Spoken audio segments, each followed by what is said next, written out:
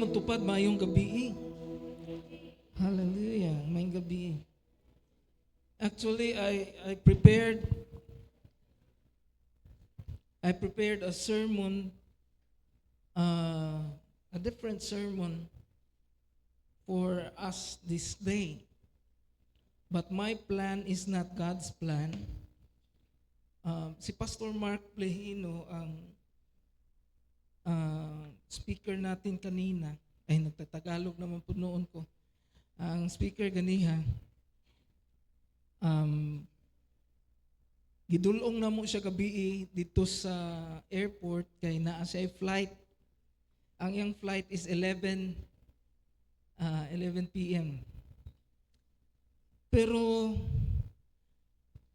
pag-abot niya dito na delay ang iyang flight o ingon nila nga gi-transfer ang iyang flight sa alas 4 sa buntag. So niingon siya, may flight pa siya sa Lawag pagka alas 4 sa buntag. So guba ang iyang schedule. No? Naguba iyang schedule. Ingon siya, Ginoo, unsa may akong buhaton ani. Kadlaw nitawag siya ka Pastor Lemuel, ingon siya, Pastor Lemuel, unsang orasa imuhang service? Ingon si Pastor Lemuel, alas 8 sa buntag. Ingon siya nga, muanha ko dira nimo, ako'y muwali dira. Ingon si Pastor Lemuel, naaman tay simbahan sa Silay, sir. Pwede ka dito para di nakakapuyon og travel. Siya, no. Ipabalik ko.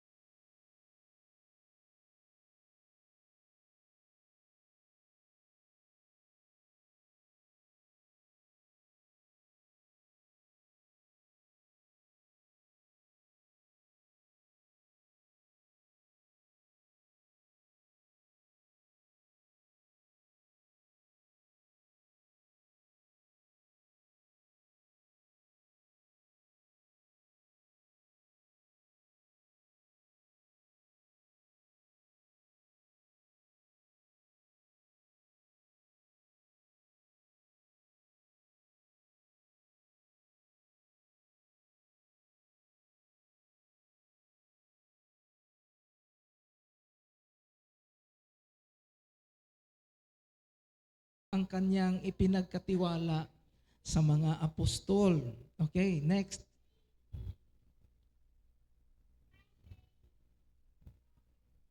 Kaya't sinabi ni Pedro, Ananias. Kuhitay mo tupad na Ananias. Oh, bakit ka nagpadala? Bakit ka nagpadala kay Satanas? At nagsinungaling ka sa Espiritu Santo. Bakit mo binawasan ang pinagbilhan mo ng lupa? Bago mo pinagbili ang lupa, hindi ba iyo yun? At nang maipagbili na, hindi ba iyo rin ang pinagbilhan? Bakit mo naisipang gawin iyon? Hindi ka sa tao nagsinungaling, kundi sa Diyos. Okay? Tingbo na lang na ako na nag-istorya sa inyo, ha? Let's read through. Next. Nang marinig ito ni Ananias, siya ay nalagutan ng hininga at bumagsak. At lahat ng nakabalita sa pangyayaring iyon ay pinagharian ng matinding takot. Siyempre ba naman, hindi ka dumaan ng lindol, nakipag-usap ka lang sa pastor mo na bumagsak ka na. Diba? Ang uban, okay to kay namatay na datugan, Pero kanang namatay diretso kay nakikistorya ra sa iyang pastor, murag kuyaw kaayo na. No, ang uban hadlok na makikistorya. Basig mo bagsak ra kalit. Now, verse 6, lumapit ang ilang binata, binalot ang bangkay at siya'y inilibing. Diretso ang lubong, no? Wala na'y haya-haya, wala na'y lamay-lamay. Ang uban, ilahang lamayan o duha ka semana para nga mabawi nila ang ilahang gasto. Maglamay sila og mga 2 weeks para sa pasugalan nilag maayo hangtod nga og matak-an ang patay mga igsoon mo bangon na lang na maingon ilubong na lang ko ninyo. Pero sa unang panahon, no? Binalot ang bangkay at inilibing kaagad. Okay. Next. Pagkaraan ng mga 3 oras, dumating naman ang kanyang asawa na walang kamalay-malay sa nangyari. Kinausap siya ni Pedro. Sabihin mo sa akin ito. Ito nga ba lamang ang kabuuang halaga? Pinagbilhan ninyo ng inyong lupa? Then, anong sagot ng asawa? Opo, yan lamang. Sagot ng babae. So, anong nangyari? Sa verse 8, sa verse 9, kaya sinabi sa kanya ni Pedro, bakit nagkaisa kayong subukin ang Espiritu ng Panginoon? Hayan, kadarating pa lang ng mga naglibing sa iyong asawa at ikaw naman ngayon ang isusunod nila. And then, noon din nabuwal si Sapphira sa paanan ni Pedro at namatay. Imagine, duha ka tao ang namatay kay nakikistorya sila sa ilang pastor. Pagpasok ng mga binata, nakita nilang patay na siya, kaya't inilibing siya sa tabi ng kanyang asawa. Nakadama ng matinding takot ang buong iglesia at ang lahat ng nakabalita nito. Okay. So, next.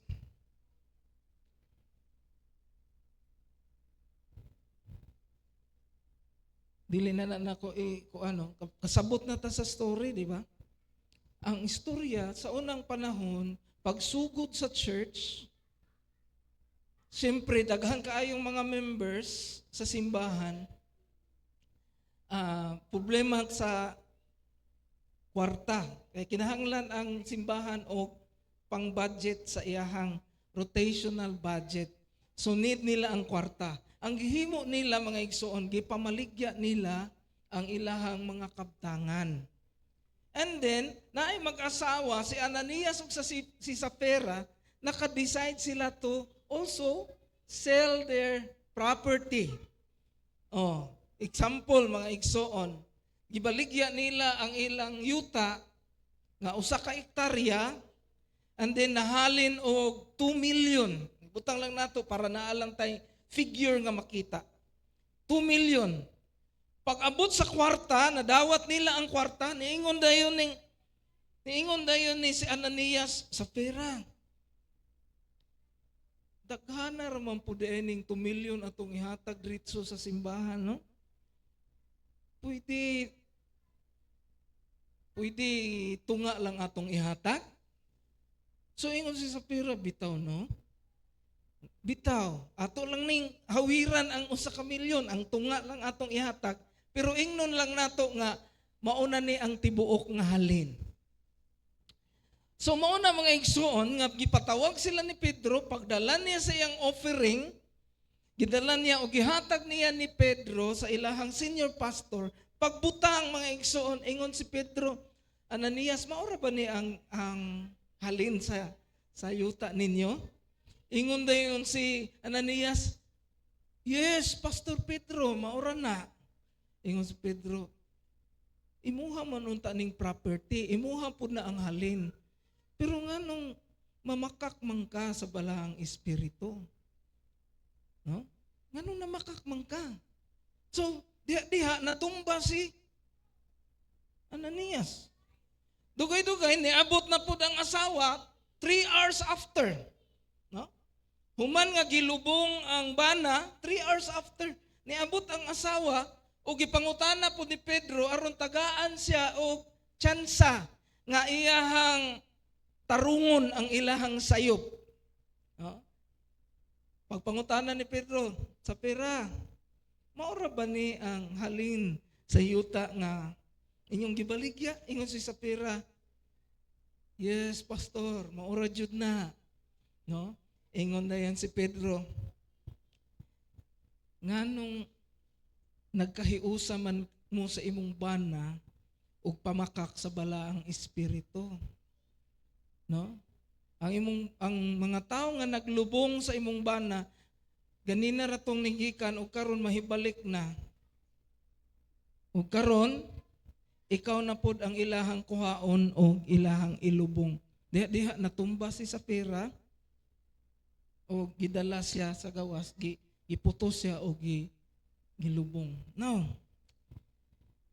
makita nato mga igsoon nga not all giving are accepted by God. Dili ang tanang paghatag dawaton sa Ginoo. Not all giving are accepted by God. Moana gani kalabanan na anad ta no, basta para gani sa Ginoo moana, iya bitaw na sa Ginoo, maka-engineer na siya. Pero para gani sa congressman, tarungan na. Iya baya na sa congressman. Uy, kanang imong inughatag, tarungan na. Iya ba, si mayor baya imong tagaan. Pero para gani sa Ginoo, ikaw na hatag nang di naman na mamili Ginoo bitaw na. Okay ra na. Mga igsoon, kung ang imong pagtahod sa mga tao nga sikat mas taas kaysa sa imong pagtahod sa Ginoo, there's a problem sa imuha. Amen? There's a problem sa imuha kinabuhi. Nga naman, tungod kay, asay mas taas, ang congressman o ang Ginoo? Ang Ginoo. Now, there is a simbahan mga igsoon, no? Na ay paghatag sa sulod sa simbahan, and there's a law that governs sa church. And everything nga atong ginatuman is found in the Bible. That is why the church exists. And it is able to be sustained tungod ni ana nga mga laws nga ga-govern mga igsoon. Okay. Now, ang akong nakita dinhi mga igsoon sa istorya, nakita nako nga number 1, God dislikes dishonest giving. Karon na lang na mi. God dislikes dishonest giving. Dili gusto sa Ginoo ang kanabitang gahatag nga may sagol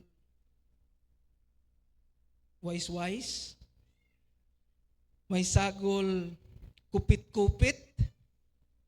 Hello? Mauna karon ang gadagan sa atong panggobyerno. Kinsay wala kabalo about flood control. Kinsay wala kabalo about ghost project.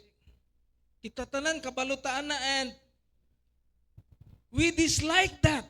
Even ako kana magtanaw ko sa kanang news, ibalhin ako kay maglagot ko mga igsoon nga nakabalo nga perti di ayong datua sa Pilipinas, no? Dato day kayo ang Pilipinas, pero naara sa bulsa sa pila ka mga tao, unya ang ubang mga tao pigado kayo. Jutay ratong kwarta sila. Tuwa sa ilang mga bangko, tambok kayo ilang bangko. Tambok kayo ilang wallet. Pero nigpis kayo nga naman. Tuwa sa mga tikasan. Ang mga kwarta mga igsoon. And God does not want that to happen sa church. But it happened sa panahon ni Ananias o ni Sapphira. No? Unsay function sa simbahan nga healthy mga igsoon. Unsay makita nato sa healthy nga simbahan? Because God designed the church to exist, and then naay function o naay mga butang nga makita sa healthy nga simbahan. Number one, makita na to, tanaw na to sa ato ang projector screen. Next please. Ang imahe ng malago at matayog na ministry. Number one, nagpapagaling ng may sakit. Kinsa ninyo moingon nga sa ani nga ministry ayo ka sa Ginoo. Okay. Daghan na milagro na tabo dire. Si Pastor Soilo Sanchez, kapila na hapit mamatay pero nabuhi pag-usab. Nabanhaw. Giayo sa Ginoo. Si Raymond Maratas, na paralyzed na, abi nimo di nakabalik sa barko pero nakatindog pag-usab. No? Si Mura Padayugdog, gikaon na ang iyang tiil sa kagaw, gitaon na ang mga bukog pero giadto na mo among gipangamuyuan. Karon nakatindog pag-usab, buhi ra gihapon siya. Si Pastora Lydia na diagnose og cancer stage 3, gitaningan og pila ka tuig, 5. No? Karon buhi ra gihapon. No? Na stroke pero buhi ra gihapon. Tanawan nyo gaginhawa ra gihapon na. Okay. So sa church na successful na ay kaayuhan sa mga sakit. Unsa pa man? Next.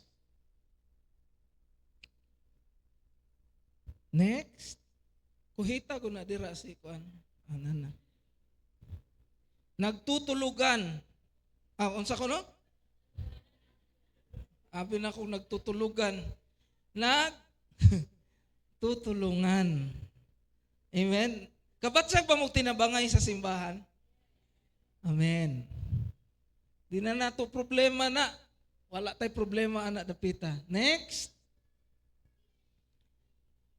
Kapuspusan ng banal na espiritu. No? Being filled with the Holy Spirit. Na ay prophecy nga nahitabo o na tinuod ang mga prophecy. Tinuod dili.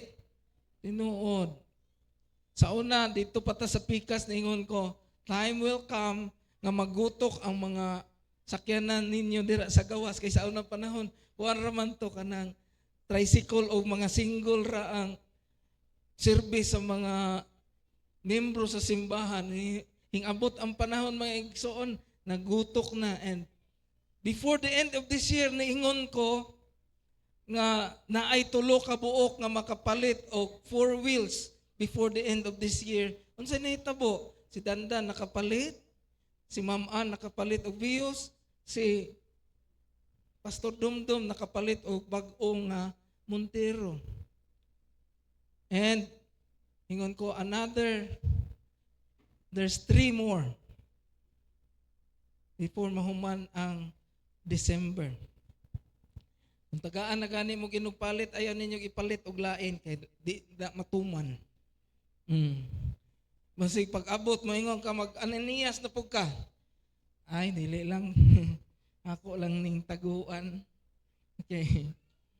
Kapuspusan ng banal na espiritu. All your declarations will come to pass because of the Holy Spirit. Next.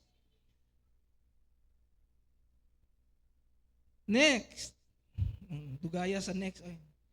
Hindi maipaliwanag na paglago. Kinsay gipalambo sa Ginoo. Hindi maipaliwanag. Bakit? Many people, they have jobs, they have finished their studies, pero naglisod sila sa ilang panginabuhi.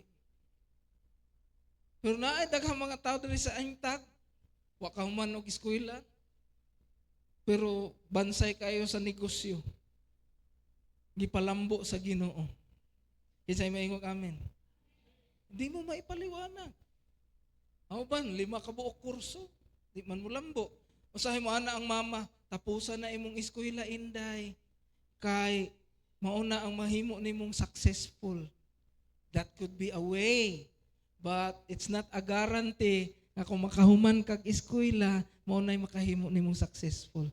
It is always the blessings of the Lord God nga maghimo nimong successful. Kinsay moingog amen.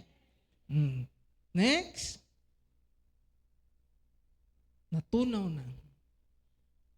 Okay? Wala tay problema dira.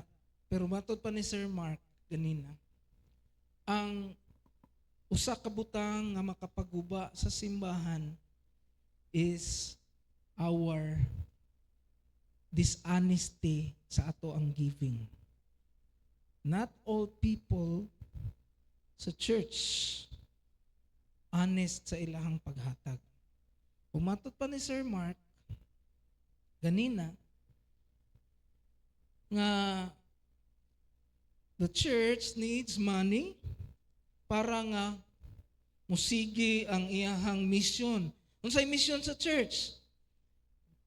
No? Nga mausab ang tanang tao. Ingon si Jesus Christ, panglakaw kamo, iwali ang mayong balita.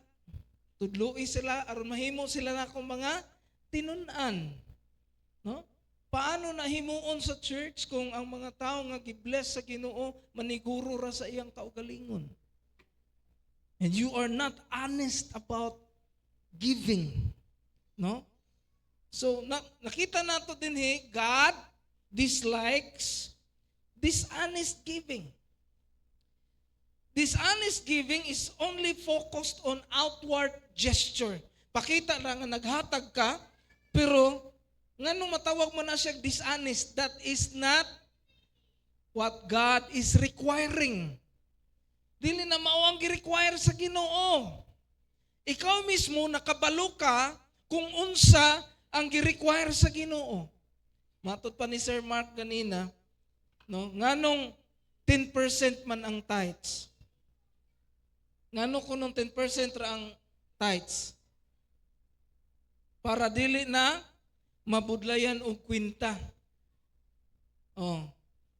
Kung naa kay sweldo nga 15,000, pila ang tithes? Ha? Oh. Sa ato pa, sayon kaayo mga igsoon kwintahon ang 10%. Kung naa kay 10,000, pila ang tithes? 1,000. Pero daghang kay mga Kristohano na they are dishonest in their giving, no? Thinking that God is happy in what they are doing. Hello? Una-una sila, lipay rang Ginoo kay naaman ang gesture. Imuha mang ma-qualify sa mga tao nga you are giving. But, ang pangutana, is that honest giving? Hello? Pangutana yung tupad na, is that honest giving? Pasalamat mo ako'y nakawali karon, ganina sakit kayo. No? Ingon si Pastor Mark, sa una, hatag ra ang isyo, pero kung makulangan hatag, patay. Siya imagine na, kung mauna karon ang magdagan sa simbahan, pag permero kuno niyang anhi, bagong mga nanimbatanan, puno ang aimtag, pagbalik niya maana siya, nganong jutay naman lang ni mga membro, Pastor. Last Sunday, Pastor, nihatag sila, ilang tithes kulang, nangamatay sila. Nga naman yung praise and worship team ni mo, nga bago naman po, asa na itong uban? Namatay po datong usang Sunday. No? Unsa na lang kahaog, ingon ana ang matabo sa matag panahon, mga igsoon nga adunay dishonest giving sa church, nga mukalit rag kamatay. No? Wa na, mahurot ang membro. Pag-abot, wa na ko kailaan ni tanan. Puro na bag-o, sir. Pag-una sila tanan. First Sunday pa nini ambot, makabalik baka na sunod Domingo. No? Basig, sunod Domingo, di na po nakabalik. After ani service, daghan na po guyuron dito sa gawas. Muna gisulti ni Pastor Mark kanina, no? kung mauna gihapon ang balaod sa Ginoo sa dishonest giving, daghang kayang Kristohanon nga mga matay. Hello? So adunay tulo ka leksyon nga iyang gitudlo ganina. Number 1.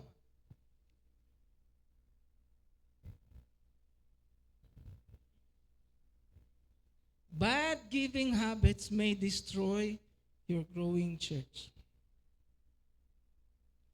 Ang maot nga klase sa paghatag, ang dili mao nga klase sa paghatag, magaguba sa pagtubo sa simbahan.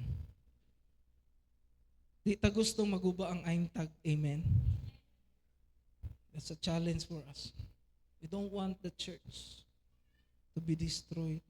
Be honest. Kuhitay mong tupad na be honest. Now, dishonest giving cancels the intended blessings. Imbis nga mapanalanginan ka sa imong paghatag, na-cancel. Mao na makurat ka, adunay mga Kristohanon, ang saad sa Ginoo, panalanginan ka, pero nganong nagkalisod mo? Sige ra kag tigom. Pagkadaghan na sa imong tinigom, na ay nagkasakit, ihurot ra pud nimo dito sa ospital. Ngano man? Kay na ay something. Something is wrong. Mga igsoon. No? This is about honesty sa atong paghatag ngadto sa Ginoo. They receive the curse instead of blessing. Imbis panalangin ang ilang madawat, kay nihatag sila, ang tunglo maoy ilahang nadawat, mga igsoon. Kay na may dishonesty sa sulod. Something ilahang gi-cancel para nga mo makaginansya sila. Pero mga igsoon, the more nga atong gikuhaan ang iyang part sa Ginoo, the more nga kita mga Kristohanon magkalisod. Ingon si Pastor Mark, karon dili na ta mamatay diretso pero mas lain. Ano man, amat-amat kang mo down. Amat-amat, patingala ka. Ano man ko, di ba gahatag man ko? Di ba kakuan man ko? Ano man no? Patingala ka. Ano man, kini paghatag. Issue sa paghatag, maigsoon. Ang issue sa paghatag.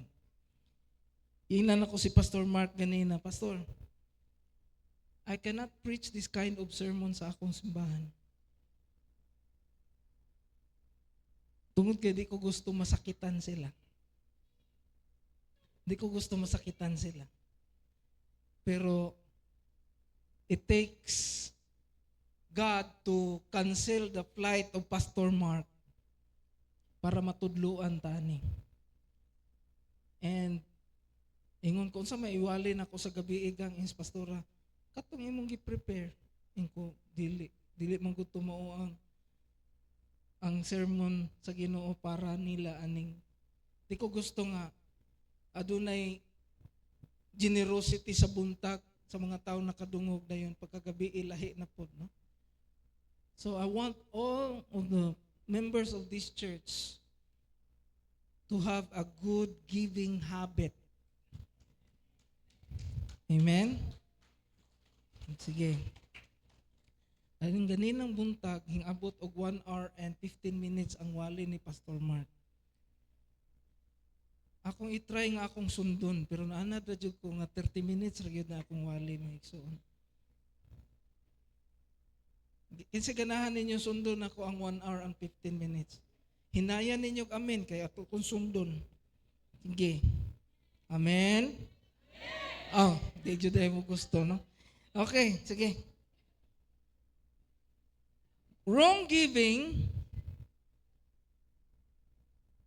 invites curse. Ang dili mao nga paghatag mga igsoon naga-invite og tunglo. Sometimes, if you are asked to pray for the offering and tithes, ana ka nga Ginoo, panalangin ni ang naghatag, bisan pa ang wala maghatag. That is not biblical. Because ingon ang Leviticus, never come to the temple of God empty-handed. Nga naman, it is a slap on his face, being your God, and he was not able to bless you. Maunang wala kay ikahatag. Maay pa noon ang uban nga walay Dios kay naa sila'y nabitbit. Ikaw nga naay Dios, wala ka mapanalangini sa imong Ginoo.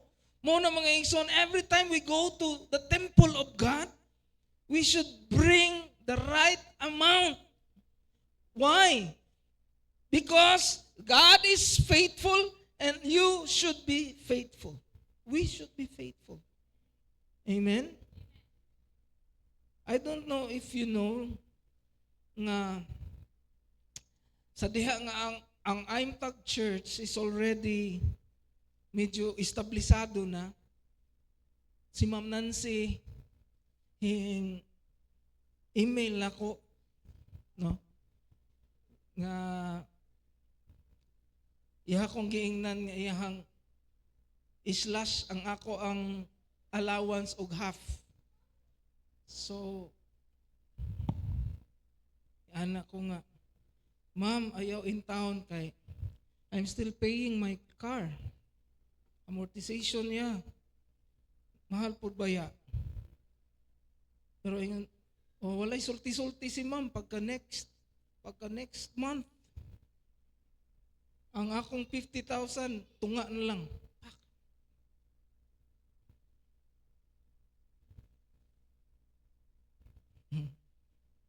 But I have to maintain my giving sa district. I am still giving the same tithe sa district. Pero ang ako ang allowance is already cut in half. So, pag abot sa ako ang allowance, igon lang kung makabayad sa ako ang salakyan. And then, the rest is history. The rest is by faith. By faith. Pero hantod karon, himsog, buhi, abtik, ug madasigon. And everything that I need is being provided. Imagine 25,000 ang maslas sa imuhang sweldo kada bulan. Paano na nimo himuon? Now, nganong suko man kaayo si ang Ginoo kang Ananias o kang Sapira? Because at this time, sila, si Ananias o si Sapira, dapat ang gamiton sa Ginoo para i-provide ang pagkinahanglan sa simbahan. Karon, kay ilang gihawiran ang katunga, meaning, mas short ang provision sa Ginoo sa church. Nakita ninyo? Mas short. Karon, ang church mao'y mag-suffer. Pag-suffer sa church, dili nakabubuton sa Ginoo. No. Ikaw, kung i-bless ka sa Ginoo, and then you withhold the right amount para sa simbahan, ang mag-suffer, ang church. Ang alagad sa Dios, ang mga nag-work dira, ang pangbayad sa electricity, ang tanan nga rotational budget, mag-suffer. No? Nga naman, tungod kay dunay gipanalanginan sa Ginoo nga iyahang gi-cancel ang iyahang inughatag o gi-slash niya ang iyahang inughatag. But look at this. Look at it this way. If all of us will be faithful sa gi-require sa Ginoo, all of us, hasta ang simbahan, will flow diha sa grasya, pagpakabugana sa Ginoo mga igsoon. Diba? Amen? Number 3. Kusga laging amen kay para mahuman ta dayon. Number 3. Give your treasure first before your heart. Before niya ipakita ganina nangutana si Sir Mark. Unsa may unahon nimong hatag sa Ginoo? Ang imuhang kwarta o ang imong kasing-kasing. Daghan kay hitubag mga igsoon, unahon laghatag ilang kasing-kasing.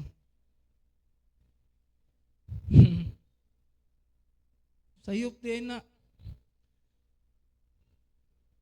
Lord, I offer my heart to you, but never my treasure. Ngano sayop man na mga igsoon, palihog ko project sa Matthew chapter 6, 19 to 21.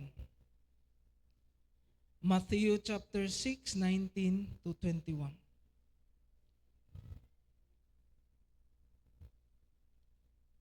Oh, kuhitay mong tupad na basahon na to. Ready, go. Do not store up for yourselves treasures on earth where moth and rust destroy and where thieves break in and steal. But store up for yourselves treasures in heaven where moth and rust do not destroy and where thieves do not break in and steal. Verse 21, for where your treasure is, there your heart will be also. So if you cannot offer, if you cannot give to God your real treasure, that the exact amount, if you cannot offer it to God, it means mas palangga na nimo kaysa sa Ginoo. So offer your treasure first because it will show where your heart is. Amen? Ang problema lang mo ni, pag i-bless na ka sa Ginoo, kung tagaan ka sa Ginoo 5,000 kada bulan, or kada semana, sayo na kaya hatag ang 500 mga igsoon kada Domingo. Amen? Isa mabudlayan ng hatag 500. Oh. Pero kung i-increase na sa Ginoo sa 500,000 ang imong usa ka semana, sayon paghapon na ihatag ang 50,000 basta naalay 500,000 ang semana. Pero butang na to. Kung gitagaan ka sa Ginoo 50 million sa usa ka semana, ihatag nimo ang 5 million niya. Ihatag kay wa man.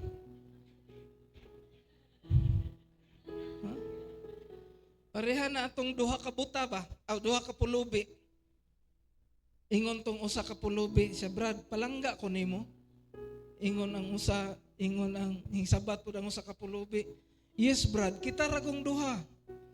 Mag istoryahan nay, palangga gyud ta ka. Siya, Brad, kung naa kay 1 million, ihatag nimo nako ang 500,000. Ingon tayo ng usa ka pulubi. Siyempre, palangga ta ka, ihatag nako nimo 500,000. So, Brad, kung naa kay duha ka balay, ihatag nimo nako ang usa. Ingon po dahil pulubi nga usa. Siyempre, ihatag nako nimo ang usa ka balay para dili lang ako ang may balay, ikaw na po kay balay. Wow. Ingon ana jud ay ko nimo kapalangga, Brad. Siya, Brad, kung naa kay duha ka karsunis, ihatag nimo nako ang usa. Siya, Bino ang imuha tininuod naman na imuha.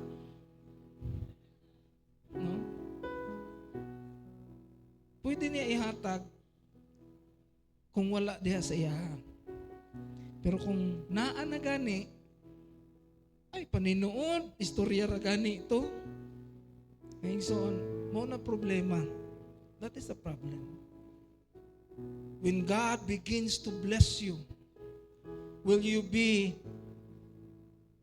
good enough to steward the blessings that God has given you? Will you be faithful enough nga moingon, Lord, mauni tinuod, Lord, or daghang ka kay gi-cancel, daghang ka kay gitaguan.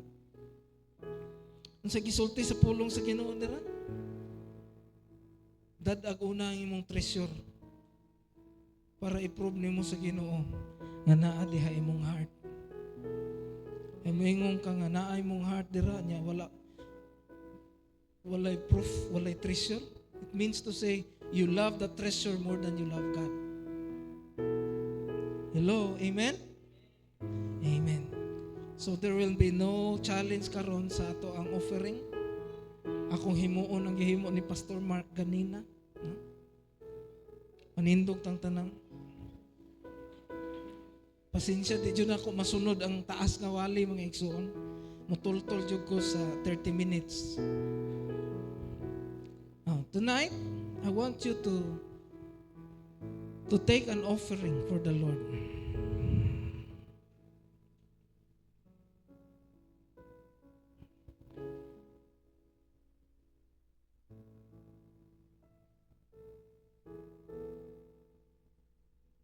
And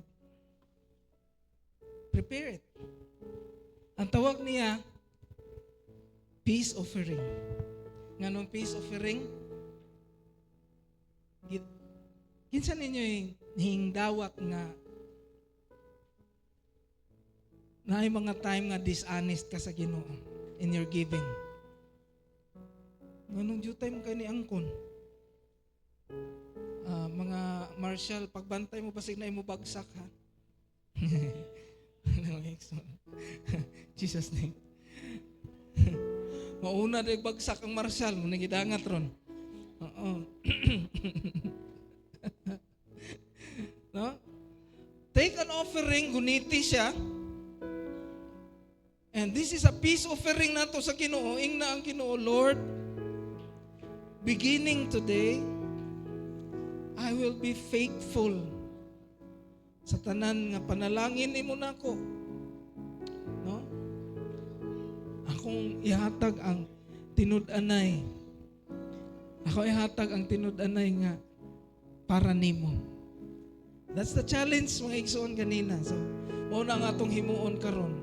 Now, as we lift up our hands, kung naa kay gustong pangayoon sa Ginoo, pero pangayo sag sorry, no? Ask for forgiveness, Lord. I'm sorry that I have been unfaithful to you sa ako ang ikapulo, that I have been giving dishonestly, and that's why it also limits the operation budget sa simbahan. But Lord, tonight, Ginoo, I am offering my treasure to you. I am surrendering to you. Kining Ginoo nga gesture sa paghatag. Lord God, ikaw ang mauna labaw sa tanan. And Lord, I pray igsoon kung unsay gusto nimo matabo. Mahimo kang successful sa imong trabaho. No? Kung naay nagmasakit sa imong pamilya, yan po, Lord, gusto na ko healing sa ako ang panimalay.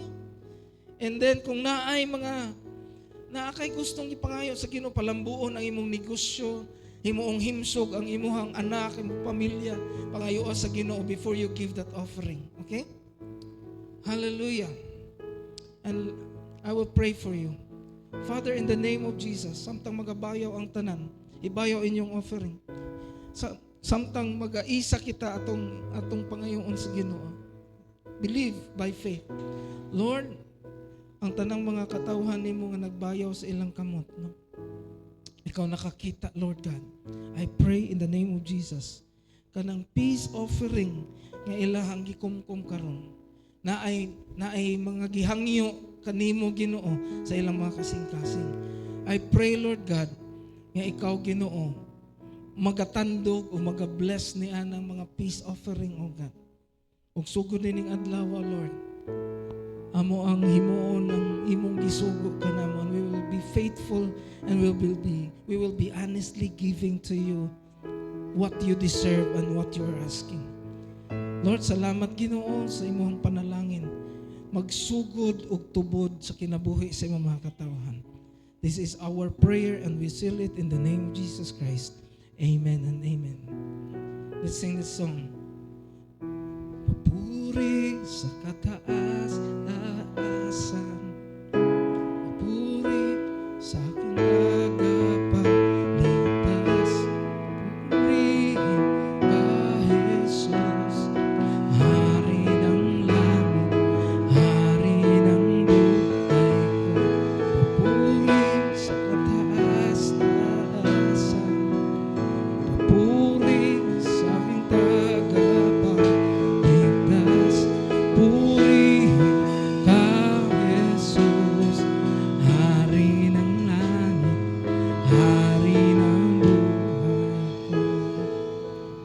Amen. Kasi nakabatsyag nga na-break ng curse sa atong mga kinabuhi. Amen? Atong nang bungkago ng buhat sa yawa sa atong life. And beginning today, let's be faithful. Ngayong soon. Ayaw tuguti nga maguba ka sa yawa, pinaagi ang mga butangan. Lord, we thank you for your word. Salamat Ginoo sa correction, bisan Ginoo usahay masakitan mi, pero Lord, salamat sa healing after this. Ug among gipangayo Ginoo nga sa mga katawhan nimo nga nisaludo sa imong pulong, imong ipadayag ang imuhang bugana nga panalangin sa ilang kinabuhi, financial, physical, and spiritual. Lord, prove to your people kung unsa ka bugana ang Dios nga among gialagaran. The God who created the heavens and the earth will be faithful to bless us according to His riches and glory. Lord, we seal this prayer in the name of the Lord Jesus Christ. Tanan magayon. Amen. You may now be seated.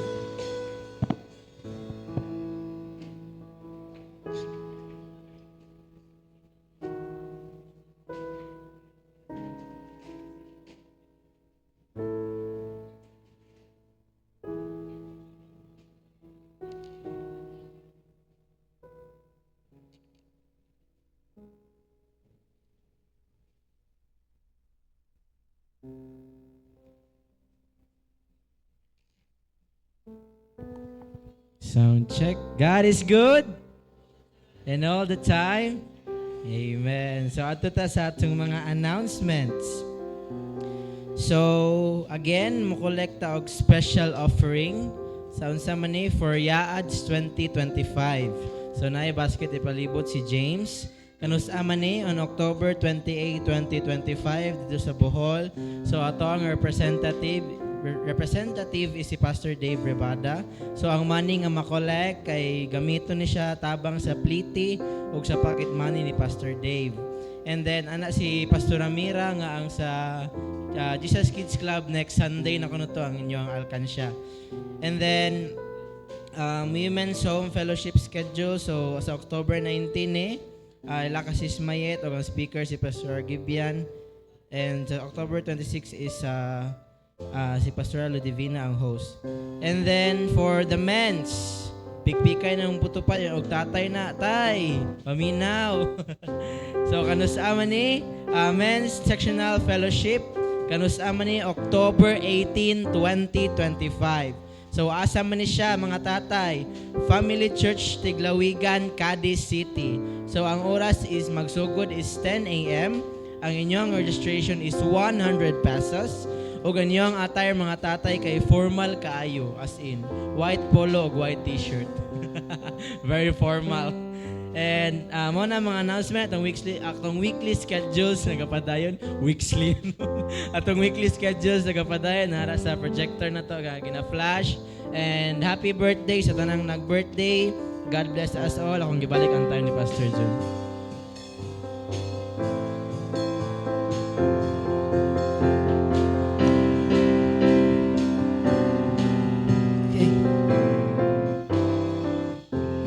Nato ang mga classmates ni Shanglay. Si Justin Marie, si Gwen. Asa si Justin? Si Justin. Tindukan para makita ang beauty, okay? Dayon si Gwen. And then si Arian. Si John Owen.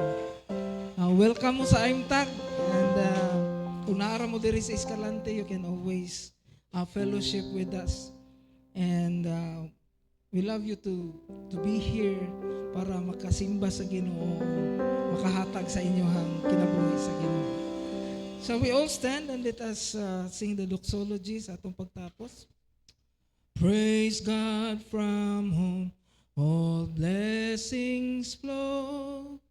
Praise Him, all creatures here below. Praise Him above, ye heavenly host. Praise Father, Son, and Holy Ghost. Amen. The Lord bless you and keep you. The Lord make His face to shine upon you and be gracious to you. The Lord lift up His countenance upon you and give you peace. In Jesus Christ's name, amen and amen. Maayong gabi sa tanan, halong mo sa inyong pagpamauli. God bless us all.